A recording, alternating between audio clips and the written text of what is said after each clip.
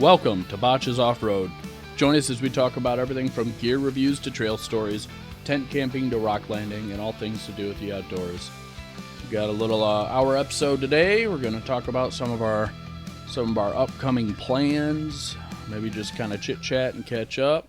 And it's going to be a pretty chill episode today.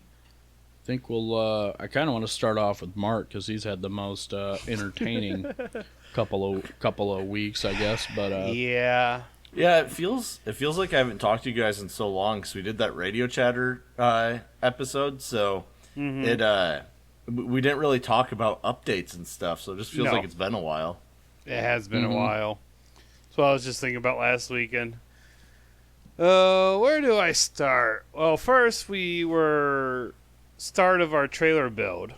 If you're on Insta, or is it on Facebook too for our Facebook profile? I don't think so, but it definitely should be. Okay. Well, at least on our Instagram page, we took some pictures of our progress so far.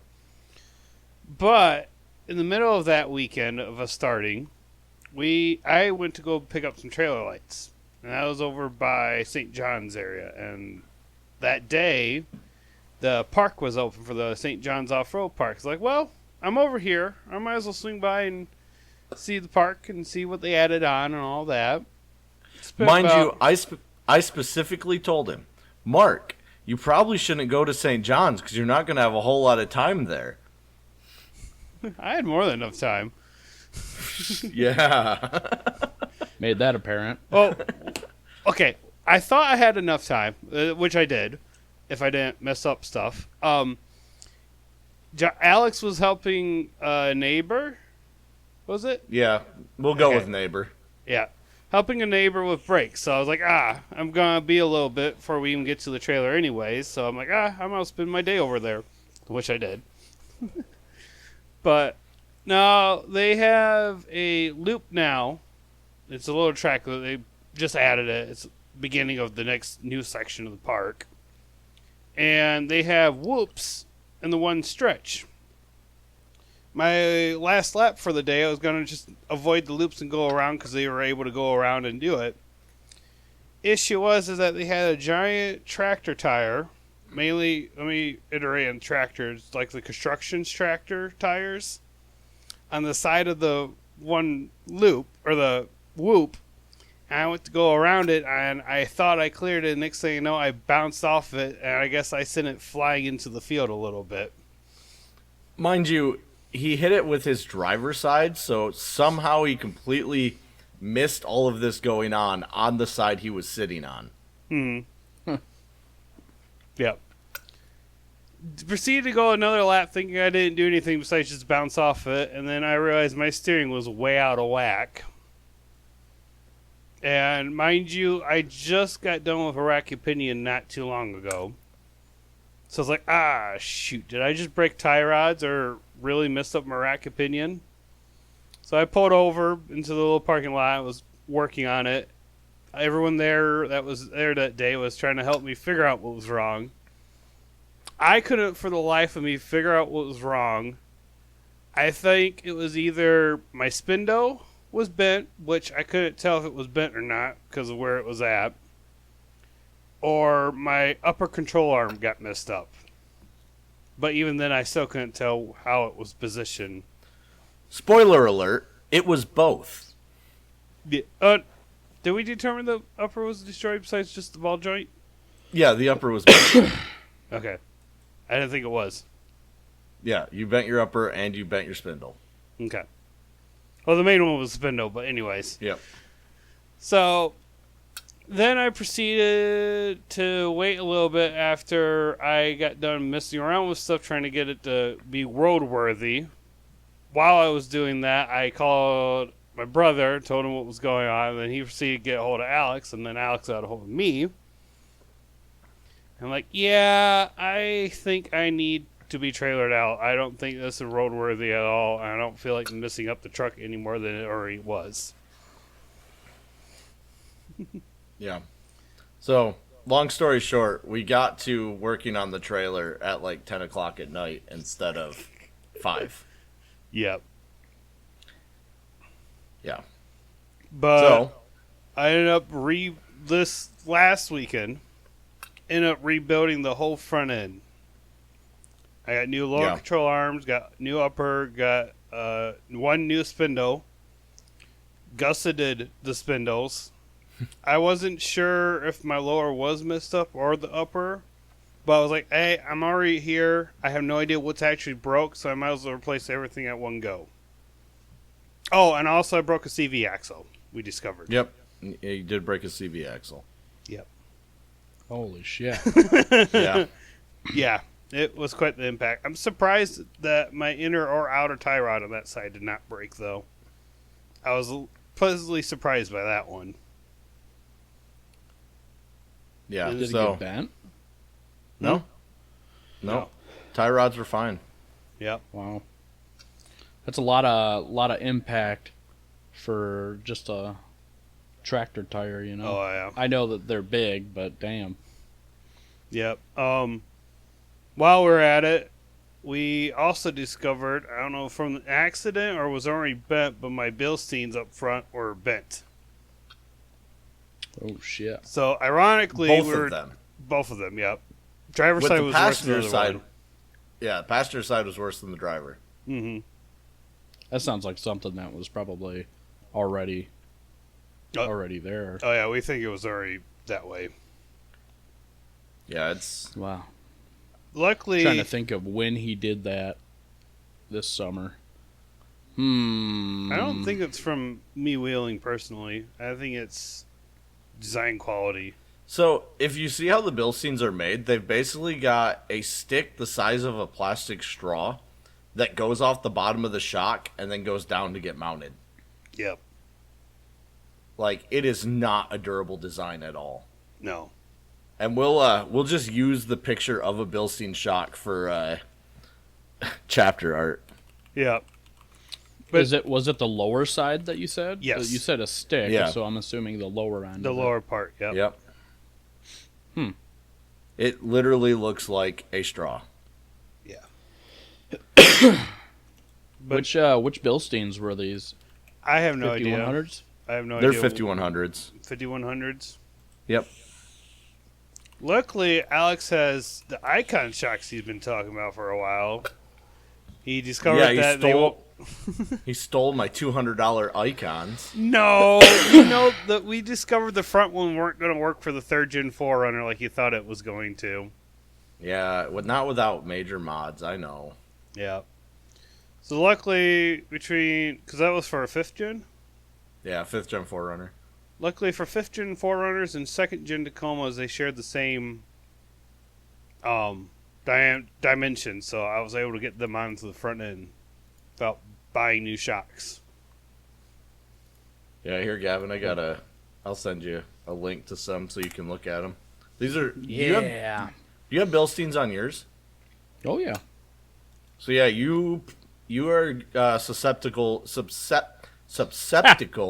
Wow, that's a hard word to say.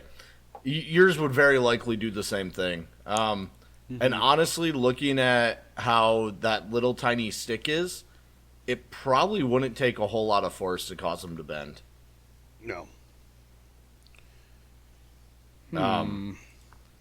So, yeah, compare that to like the icons. The icons are a solid bit from the bottom of the shock down to the mounting location. Yeah. So it can't bend that the way that it does on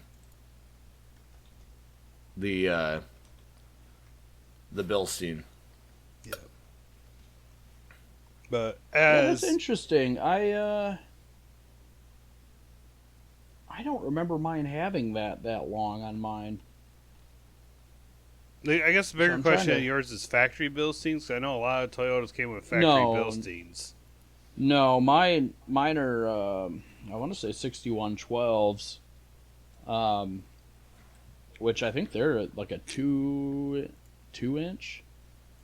I'll have to double check on that, but I'm Yeah. pretty sure they're 6112, and I don't think they make 6120s. The And 61 then the 6112 has a beefier looking stick on the bottom, but there's still a stick there.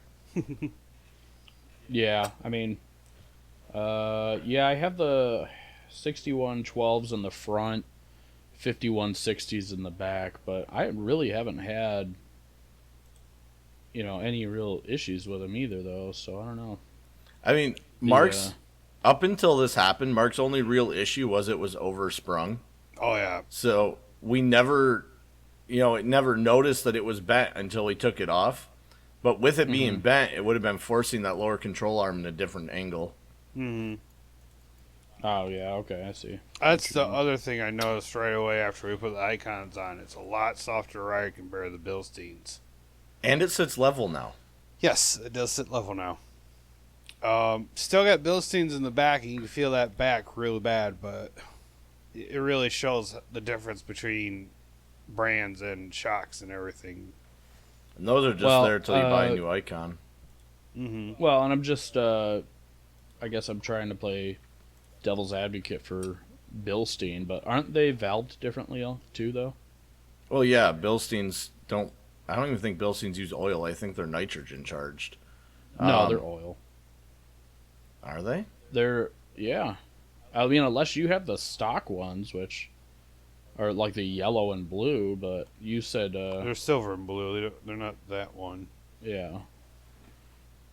Because But yeah, Icon is... Yeah, they are valved differently. He does definitely need to get the Icon rears. Mm. Yeah, I think Icon are progressive, aren't they? Yes. No, And, the other one, Bilsteins regressive.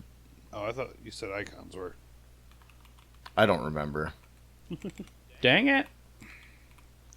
I just know that they were a good deal for what I paid for them.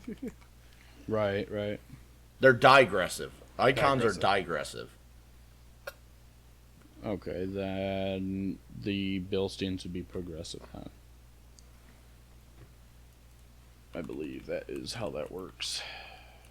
But at this point, me and Alex both contest. If you're gonna wheel your Toyotas, and wheel it like we do, you're gonna want to gusset your spindle arms. For sure. Actually, yeah. just in general, if you have a Toyota, you should probably gusset your spindles. Because I was just driving on a normal dirt road and broke mine. You're not gonna count everything you've done to it so far? Huh. Bilstein is also digressive. Oh, they're both digressive?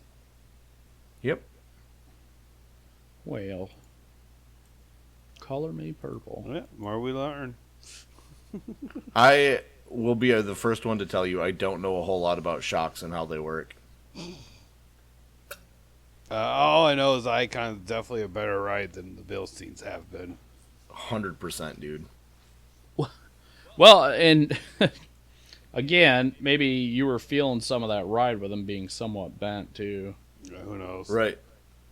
Bigger thing is Because at that point, with them being bent, wouldn't that further extend them?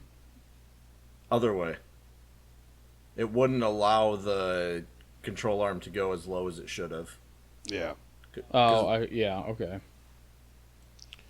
The thing was, I think ever since I got the truck, it was the first thing Alex says. Like, man, this kind of ride's a little sprungy.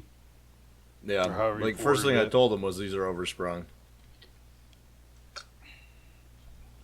It felt like you were sitting on a board going over rocks without any type of impact protection. Yep. Yeah. But That's interesting. that is a thing of the past now, I hope. Mm-hmm. Right.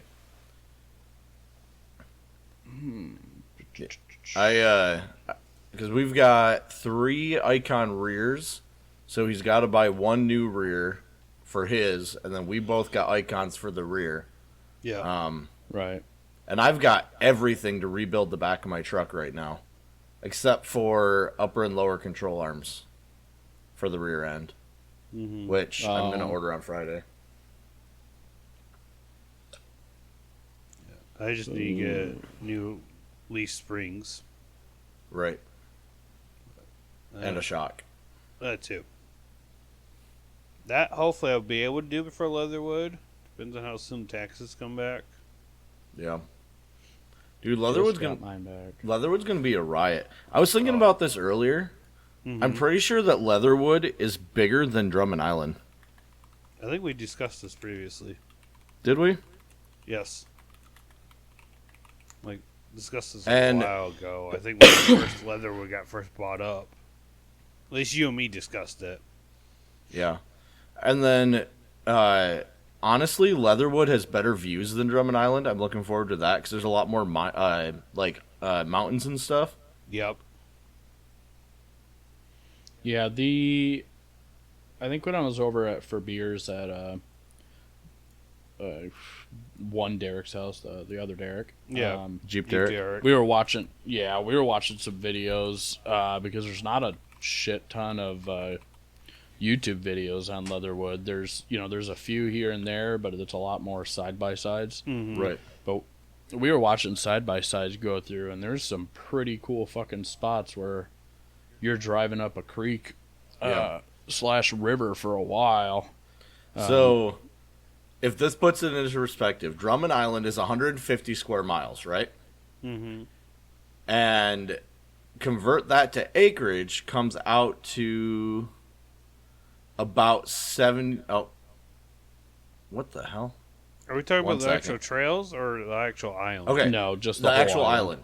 So the island comes out to be about 640 acres, whereas Leatherwood is like 50,000 acres or 500,000 acres. Yeah. Because I think there's like over almost 250 miles worth of trails so far, if I understood correctly. Yeah, 50,000 acres. That's just insane, dude. Like, yeah, it's a park, but it's a park you can overland in. Oh, yeah. You Yeah, for sure. probably won't get through all the trails in one day either, based off what I've been told. Oh, I bet you won't get through all the trails in a weekend. Yeah, that too. And they're adding more. I think, yeah, and there's a lot of really harder technical trails in there too. So I mean, between that and crawling real slow, recovery, there's no way you'd be able to, I think, get everything. Yeah. Even in the side by sides, I was watching those things climb up some of the ledges, and it's like, holy shit! If They you got- watch, if you watch Bleepin' Jeep, he does a lot of stuff in Leatherwood. Yeah, Mm-hmm. I was about to say, because I think he mentioned about there was a side by side that went up one of the tower or phone line right of ways, and they rolled it down because of how steep the hillside was. It's crazy. Yeah, it'll probably be a pretty damn good time, and I think if we weren't trying to get our finances in the right and we weren't in the position we were in right now, we'd probably end up going. But I think for now, it's not going to happen unless something changes anytime soon. But Yeah, life sucks. I get it. life sucks. Although we'll be doing some other trips. So we got like a Western UP exploration trip, some kids camping. We're gonna go up to the UP a few times just to see what we can see. My year is going to be very boring because I'm just saving up money and getting the truck ready for Moab next year Mm-hmm. Yeah. and building the trailer. Oh yeah, building a trailer out. Yeah, because you're gonna have to have that done before Moab, eh? Actually, we're Yeah. trying to get most of it done for Leatherwood. Yep. Yeah. The goal's to What bring. tires are on that? Are they got just regular road tires or like the older like military? Military. Just military tires. Yeah. We want to keep I it couldn't military looking as much as possible. Oh yeah, yeah. Yeah, for the listeners that don't know, our trailer is a 1950s Air Force woodworking generator trailer. Yeah, it's pretty sick. Mm-hmm. Took the generator off and whatever the front box was again. Oh, that was Oh, the breaker box? the distribution panel. That's right. Yeah, No. it's really sad. I bought that generator like 4 years ago to rebuild it to power my house when the power goes out.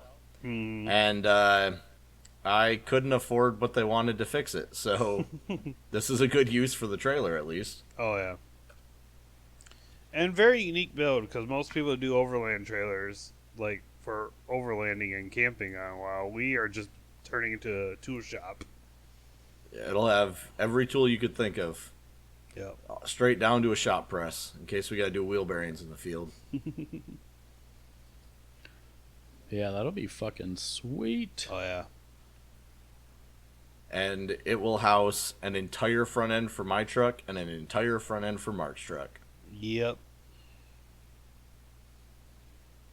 Yeah, that's going to be some cool stuff, dude. And a generator and a welder and Yeah. all the important stuff. Heck yeah. Are you going to do like, I don't know, can you run like acetylene and stuff on there? I mean, Like we're for cutting, or is it just going to be like a grinder? it'd with be the a grinder generator? for cutting. Mm-hmm. Yeah. Yeah, I mean, we could probably get acetylene on there. Could get We're plastic. So you're going to put like spare fuel on there too, aren't you? Oh yeah, to run the generator.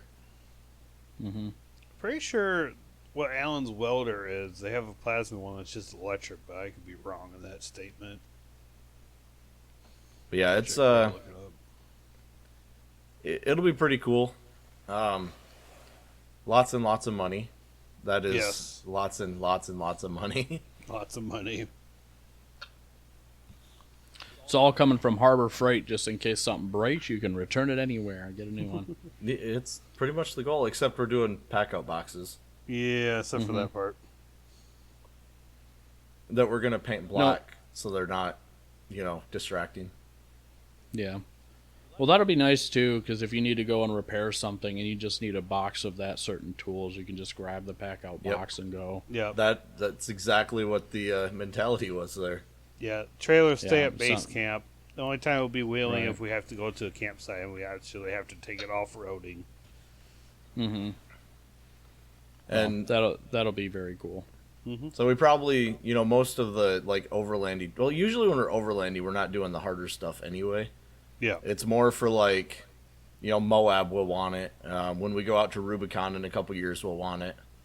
Mm-hmm. And then obviously Leatherwood, it'll be nice. Yeah. Really, anything that's like more than 8 hours from home, it'll be nice to have the trailer. Oh, yeah. Oh yeah. Yeah, I have one guy with the car hauler. I have the other guy pulling the trailer. Well, the goal is not to need a car hauler, because the goal is have everything you need to fix the truck on the tool trailer. So the only way Well, you I thought you were looking at doing like a car hauler for like the Forerunner, like for long distance. I mean, I am and I'm not. I don't want to have to use it, but I want to have the option to use it. Right. If that makes sense. Yeah, because then if something breaks and it's like, okay, yeah, this isn't gonna be a quick thing. But Which I'm I get also that's what the trailer's there for, but I'm also tossing around the idea of building a off-road pop-up. So that's a thing I've been thinking about. yeah. And at that point, I would need the Forerunner to pull the pop-up, because I can't do a car hauler with a pop-up on it. Mm-hmm. Yeah, man, I don't know where you gotta figure out a way to get yourself an engine hoist welded onto that trailer. We kind of That talked was- about that. Yeah, we Alex actually- made this giant contraption that was not even worth the time and effort for I that. had a whole plan on how to make it powered by the winch of the Forerunner, and put a crane on the back. You know what? You could look for cheap those, what are they, cheap oil field cranes or whatever they got mounted on the side of the Yeah. pickup I trucks. mean, that would be the simplest way, but Alex was trying to make this like a giant tow truck that wasn't actually going to tow anything. Just the whole back end of the tow truck. Just Yeah, cut it off. was very much so drunken thoughts. Like, it was not well thought out at all. Well, no, it wasn't drunk. We talked about it on the road. Well, it started out drunk, because when I first thought it up, I was drunk. Oh, yeah, I forgot. This is a conversation before then. I just remember and talking then- about it on the way back from Missouri. And then after I was drunk, it made me actually sit down and think about how could I actually make this work, though. Yeah. Well, like, I don't remember what the front end of that looks like as far as, like, where the tongue is. But you'd think you'd be able to put, like, a weld-a-plate there in the front side of that. And put a post and, like, a swiveling engine mount or something like... Or a swiveling engine cherry picker type deal. Possibly. We're going to put the generator there. I think the other thing is that we gotta have the crane over the axle and not away from the axle if we did do that. Yeah. Well, yeah, I mean, it would be more of that makes sense too, because then you'd need some like pretty good. Does that have a like a? I don't know what to call it, like a wheel for the front to help keep the tongue up. You know what I mean? Does not have a jack yet, but we are going to put a jack with a boat trailer jack on there. Yeah, which will give it that leveling wheel on the front. Yeah, that's what I was trying to think of. I just couldn't get it out. And our really expensive pintle came today. Nice. Yeah.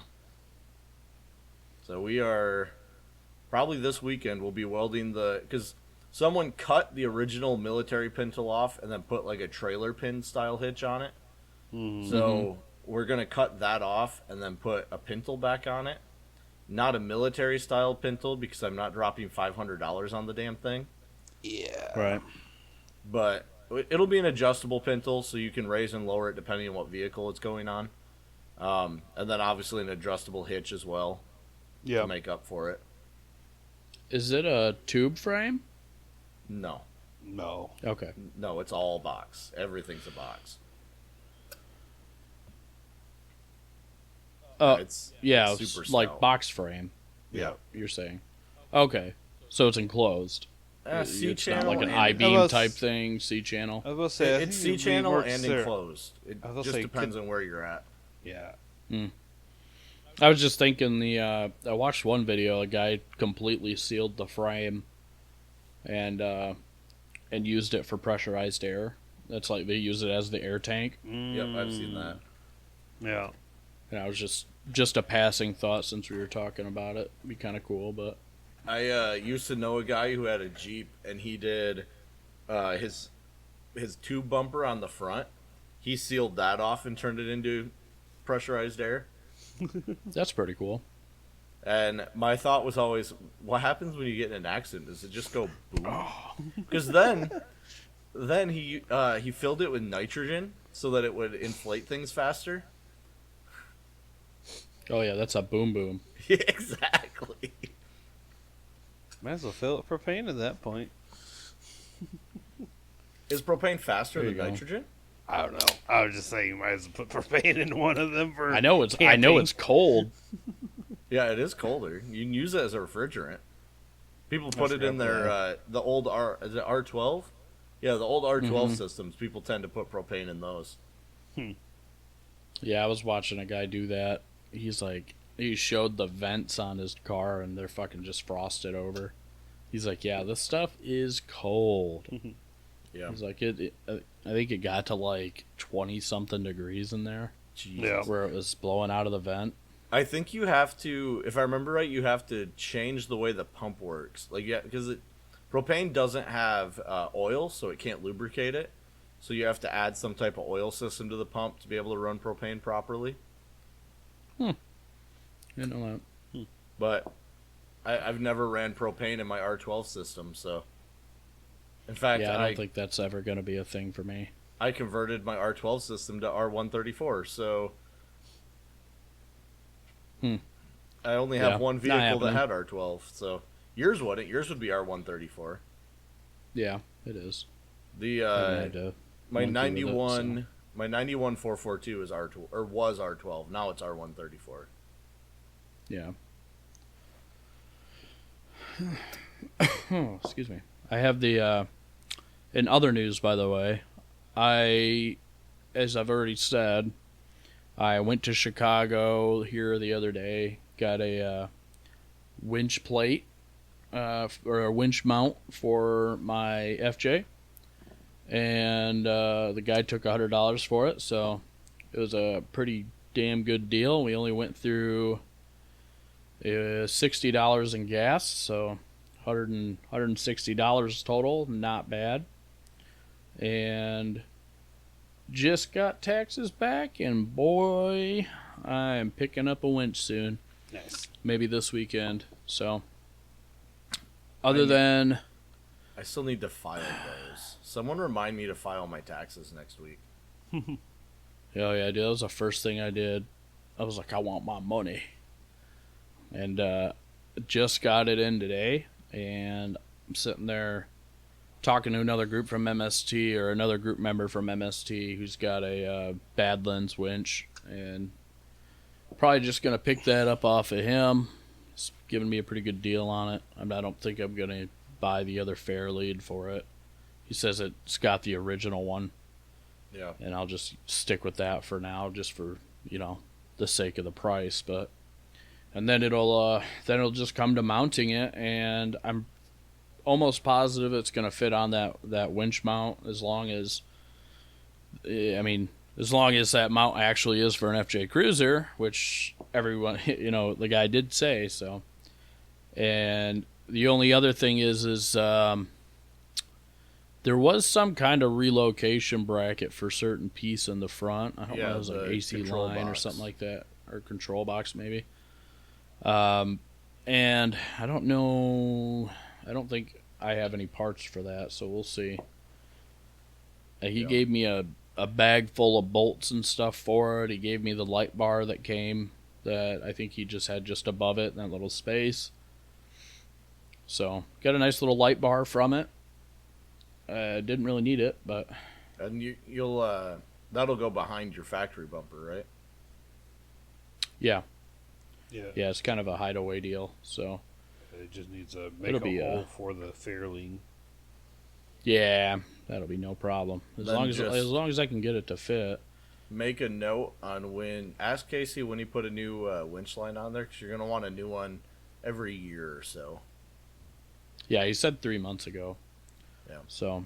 Just make a note on that and kind of keep up with it. Yeah. Synthetic does break down. Mm-hmm. Oh, absolutely. And I know Fairleads, depending on the Fairlead, can kind of help the rubbing and stuff on it, but Yeah, I think I'll be replacing my line here soon. Mm-hmm. On top of that, Alex, I saw a video from the 24-hour four-wheel drive over in Australia. Mm-hmm. They were talking about winches, and I guess you could turn where the lever's at on some really? winches. Yeah. So theoretically, you probably tuck it forward or backwards, and you can have a flat piece of metal on top without any issues.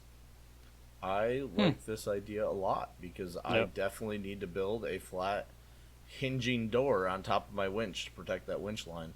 Yeah, I just know that you weren't sure about cutting a hole for the lever. And I came across the video. It's like, yeah, you turn this, had the lever not in the way. I'm like, oh, well, hopefully that will work with Alex's winch.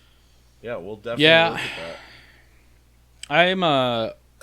I got to look at how it's going to set and everything to figure out how I'm going to be able to get to that. Oh, that's because if I have to pop the hood every time, it's going to be a pain in the ass. With those the limb risers. So I'm hoping that there's going to be a way, or maybe I'll make a way to make like a little door or something to get in and out of that. Mm-hmm. So speaking of which, Mark, yours yours is open. You'll be able to get to I yours. got good opening for that. Good. Yeah, I never thought about that, because my handle has always just been exposed. I mean, my whole winch sits in front of my truck. It's not even in the truck, so. Yeah, I was gonna say, it just sits on your bumper, doesn't it? Yeah. Yeah. And my bumper is terribly designed and hangs way too far in front of the truck. But it was $200, so I It's live like with it. $70 for a X bolt cover. Yeah. Yeah. So. I was gonna say you could probably have mine. When I buy that, he's got a worn cover that fits it perfectly, and if it's the same size, you can have it, because mine's gonna be pretty covered up anyway with it being behind the bumper and everything. Yeah, my goal is to build a flat door right there that hinges up, because that also gives me another spot I can stand on my my bumper. Mark, you're staring intently at your screen. What's going on? Sorry, there, I was looking at the bumper of the truck that I mocked up on my truck. Oh, yeah. I was looking at the winch. I'm trying to decide Yeah, if it's tall enough for the module being on top of the winch, but I think we gotta figure that out once it's there. We'll have to relocate the control box for sure. Yeah, I'll have to come down on once I pick that winch up, I'll have to come down on a Friday when I'm not super fucking crazy busy or something, and we can tackle that out together. Mm-hmm. Figure that out. Hell yeah. Figure that puzzle out together. Yeah. Because it's not the plates and everything aren't bolted together, and I think it's just like it's 2 plates, so it's not super hard, I'd imagine. But I'll get my brother weld up something that needs to be welded on. yeah, I'm sure it'll be fine. I just I don't want to do it myself just because I'm not like super inclined, but I just know I have to take the whole front plastics off the bumper and shit. We put the winch on with the winch plate, and then we buy a bunch of tube, and we just make you a tube bumper at the same time. We could do that. We could do that. I don't mind the look of tube bumpers. I just don't know if I don't know. I guess cross that road when we get there. I kind of like the idea of the hideaway winch, though. I kind of like the look of the front end. Because at first, when I first bought the FJ, I really wanted one of those big ass ARB, Australian brush guard bumpers. Those big steel ones. I really liked those for a while. But as I started to wheel a little bit more, I was like, I don't really need that. But I do like, I think it's called Tinker's Design. He's got a bumper that he designed himself. He's an FJ guy, and it's expensive, but fuck, it's the best looking bumper on the market for FJs. It's beautiful. It looks like it's missing stuff. What? It's so small that it looks like the FJ's missing stuff on the sides. Oh, for the Tinker's Design bumper? Yeah. I mean, it's sharp. Oh. Don't get me wrong. It just... It's so much narrower than the FJ actually is. You know what I mean? Yeah. Oh, yeah. God, look at that mount. This thing is fucking stout. The bumper itself? Yeah, it's got like... So, it mounts to the side of his frame, for any listeners. Yeah. It mounts to the side of the frame, and then it's got... 1, 2, 3, 4... It's got 5 bolts on either side to mount the bumper to the truck. Yeah. I mean, this thing is intense. It's quite the unit. This guy knows what he's doing. I believe he's an engineer, and he does a lot of Toyota related videos. Yeah. And he talks about different kind of lifts, the control arms, the advantages of certain tires and sizes. Really check him out.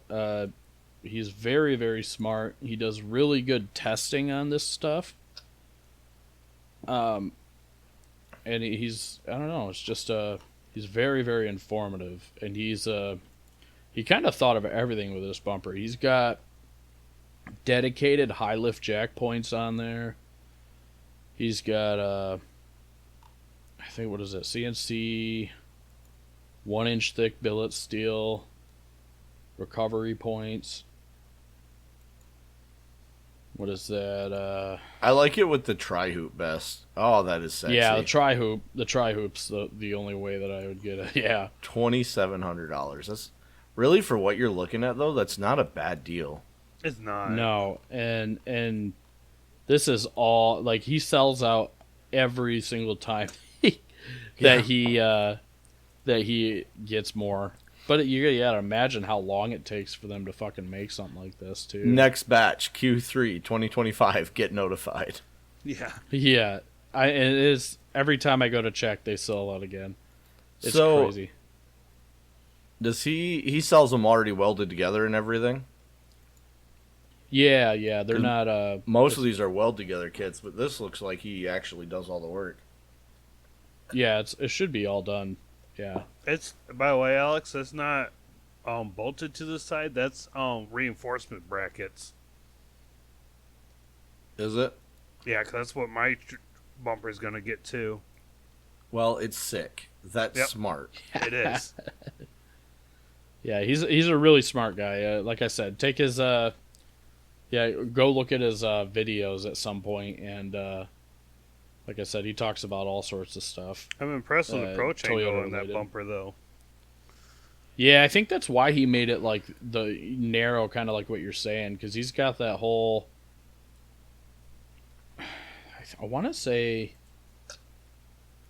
No, it's not cut. He's just got the whole front bumper and everything off of it, so Yeah, that's... it almost looked like it was cut. Because I know there's some bumpers that you have to do like a windshield washer relocation. Yeah, I have to do that on mine. So yeah, I wasn't sure that it was Even install instructions. even with the bumper I have now, I need to relocate my windshield washer because it hangs way under the bumper. Right. But it hasn't been an issue in 2 years, so I've been putting it off. I think if Alan stuck with his Cherokee Trailhawk, he went with a heavy duty bumper, he had to relocate a lot of reservoirs as well. Everything. He had to do major body modifications, and building a Trailhawk just is not a great idea. I give them props for it, but when you got one store dedicated to it and no one else to compete with, Yeah. very pricey parts. And I mean, they're Oh, yeah. sick, don't get me wrong. Like, Oh yeah, I have issues with the Trailhawk on its own, but the fact that people are taking these and starting to build them is fucking sick. Yeah, for sure. It's like watching people build trackers. Trackers are god-awful cars. I've had one. Trust me. They are god-awful cars. But when you see a built tracker, it's just like you have to respect that person. yeah. It's how I feel about like terrains and Arcadias and stuff. Man. Hey. If We well, don't I'm saying, talk man, about if you terrains anymore. we don't talk about Bruno. I saw a lifted white Terrain AT4 in Grant yesterday. Ooh, Yeah, and I was like, huh. It's not just Interesting. one that's lifted. There's more than one. yeah, yeah. I mean, I don't know. I am actually more excited to see how Zach's build comes off after watching. I don't know if you guys saw that video that was posted in MST chat about the other like bone stock terrain that did a quote unquote a diamond trail on Moab. No. It was not a diamond trail. It was not a diamond trail at all. But it was pretty cool. Watching him tow it up halfway. I like giving Zach crap because I give everybody crap. But at the end of the day, what he's doing with the terrain, do I think it's worth it? No, not at all. The dude's an idiot. But I give him props because it's really cool to see someone build something that's so ridiculous. Oh yeah. Yeah, just cause. Yeah, it's cool. I and watching that terrain do that, and I keep saying quote unquote black diamond trail because if you see in the video, you're like, I feel like a Sienna could get up that. And but the ride is so low on that terrain, you're watching it hit like everything. Mm-hmm. It gets stuck, and then there's just like at one point in the video, there's just a Tacoma just pulling it up the fucking hill. Or it's not a Tacoma, it's a Colorado because it was like a Chevy group. It was like it's like two Colorados and a terrain, but a stock terrain with all terrains. Oh my god. Stock terrain on all terrains, climbing up terrain. I have seen a terrain get stuck in a wet grass yard. And that was a terrain AT4. But I've seen F-150s get stuck in a wet grass yard, so it's just one of those things. Like sometimes when there's just no traction to be had, it's just no traction, man.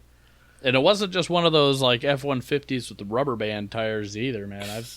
I've seen them all. Because you always got those videos where you got like a Dodge owner shooting a video of like a Ford that just can't move anywhere, and they're like, "That's a Ford." And then you see a Dodge, a Ford guy with a Dodge video of a Dodge doing the same damn thing. As a 10-year-old, I definitely tore up my dad's yard with his F-250 because I had to get some hay for the horses, and I put it in the bed of the truck and didn't know that he had unlocked the front hubs. So I was just in two-wheel drive on wet clay, just digging into the yard. And to this day, you can still feel the tire ruts where I did that. I miss those old locking hubs, dude.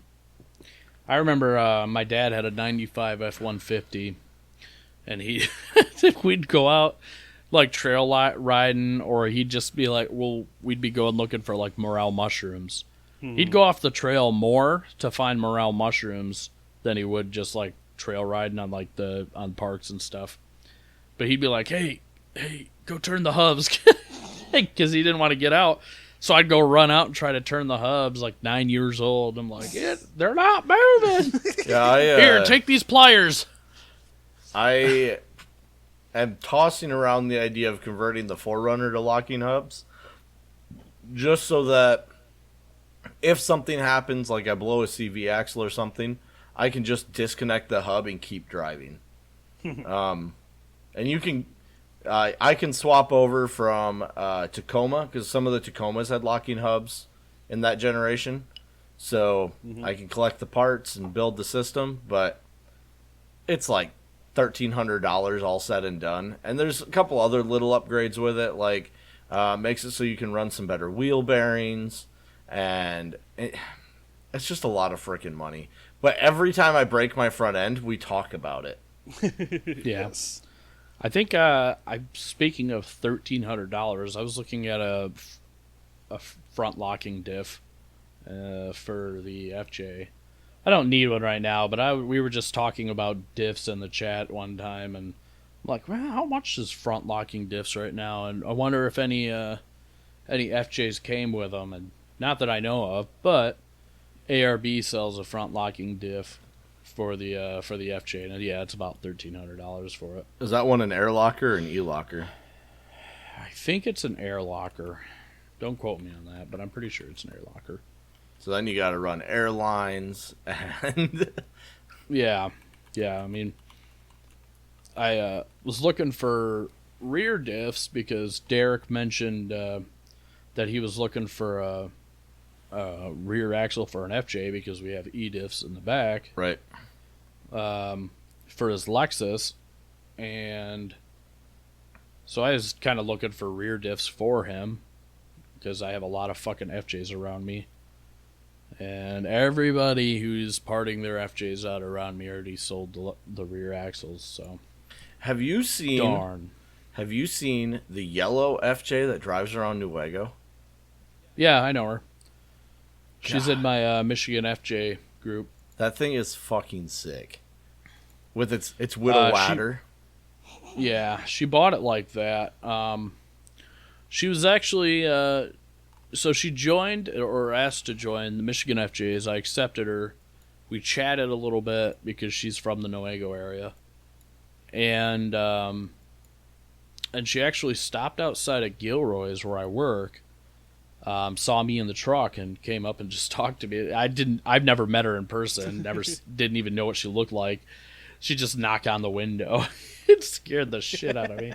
I rolled down my window and she's like, "Hey, you're Gavin, right?" I was like, yeah. Like I'm thinking I'm about to get like served or something.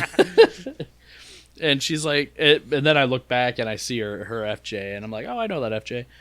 So we started chatting, and I asked you guys probably a month or two ago about the steering issues she was having. Yeah.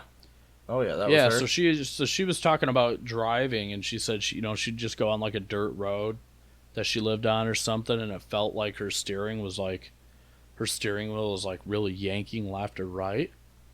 And she was talking about that, and I'm like, yeah, nothing that I really can tell you. I don't feel that same. You know, I was trying to show her on my steering wheel. I'm like, how hard is it, like, yanking to the left or right? And she kind of showed me, and it seemed like it was significant enough to be an issue. And she's like, you don't feel any of that when you drive? And I said, no, I mean, not really. You know, and then I asked you guys about it and kind of gave her that same feedback, and she took it to the guy right next to Tire Wholesalers in Nuevo. He works on a lot of FJs. He's worked on her stuff a lot. But he had checked that out originally and said it was fine. So she's like, I just don't know if there's something going on with it. And I'm like, yeah, I don't know. And after talking to her, I was like, you know, going on a trail the other day and kind of felt the pull. And I'm like, yeah, you know, I guess it does kind of have that little bit of pull when you're, you know, on certain obstacles. But she was just talking about it being on, like, dirt roads and potholes. Mine did it like crazy until I did my rack and pinion, inner outer tie rods, welded my steering column, new whatever that rag joint. Mm-hmm. I mean, I just rebuilt my whole steering system, so. But before that, I had that problem like crazy. Yeah, it's not enough to really bother me. It's not like it's yanking the steering wheel out of my hands by any means. So mine would pull the truck right into the other lane. Like I'd hit a pothole and it'd pull me right into oncoming traffic. Oh yeah, no, mine wouldn't do that. But yeah, I mean, she was pretty cool. I told her she should come out and do some trail riding, and she said, I'm still paying on it. I don't think my husband would let me. And I said, that thing's already set up for it, man. Just fucking go. And then, so hopefully I can get her out doing something. She says she's done some trail stuff before, and I'm like, yeah, well, I said, come out, man. We need more people. My Michigan FJ Cruiser group is just pretty much dead because nobody. Well, and I'm pretty much the only one on it now. It's like nobody off-roads FJs in Michigan that's also on the page. It's weird. Yeah, I see them all the time with off-road setups, but join me. On that note, do you think we should get off here and go record a half-hour episode? Oh yeah, I suppose. Talk about our plans in that one for the weekend. Then they'll get the half-hour episode. So they'll have already heard the half-hour episode, and then we just said that we're going to go record a half-hour episode.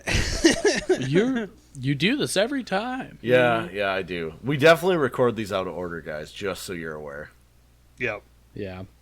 We try to knock the hour one out first. Yep. See if we're willing to do the half an hour one. Yeah.